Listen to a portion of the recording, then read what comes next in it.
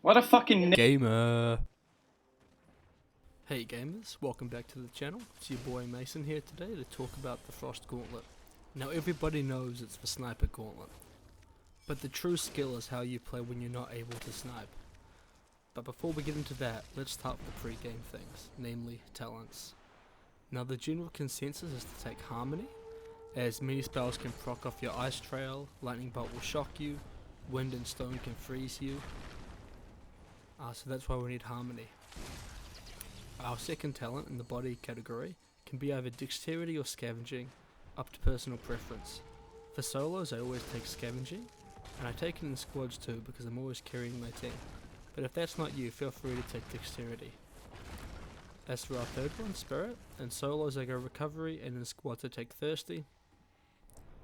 Thirsty can double the value of your potions if your two other teammates are nearby and need the health or armor. And due to the pressure that can be applied to one player in a 3v3 kind of scenario, I find Recovery does nothing because you die too quickly. And the faster drinking time from Thirsty can be the difference between getting a potion off or not. However, a different playstyle that you could go for is going Focused Mana and Recklessness with either Fortitude or Fervor, up to personal preference. This can allow for some very cheese kills both early and late game, allowing you to two-shot unarmored opponents on drop with a fully charged lance instead of three-shotting them, and late game with an overcharged ice lance staying above 80% mana, you can two-shot a 200 HP opponent. So if you just want to snipe, that is definitely the build for you. Now, let's get into our elemental combinations. Our focus here is going to be which ones can proc freeze. But special shout out to Conduit, which can proc shock with Lightning Bolt when a target is on our icy trail.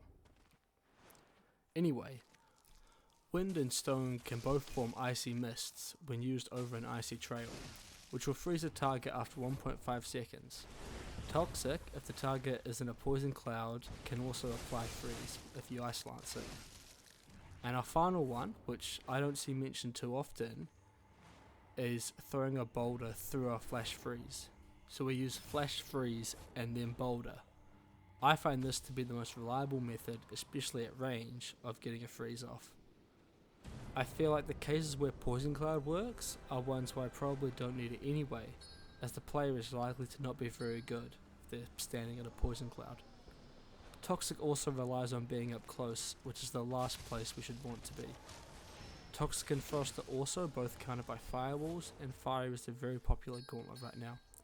It also leaves us wide open to mid-range aggression, whereas if we take Stone, we can fight at long range, flying, and mid-range, such as across fields of little cover to charge an Ice Lance.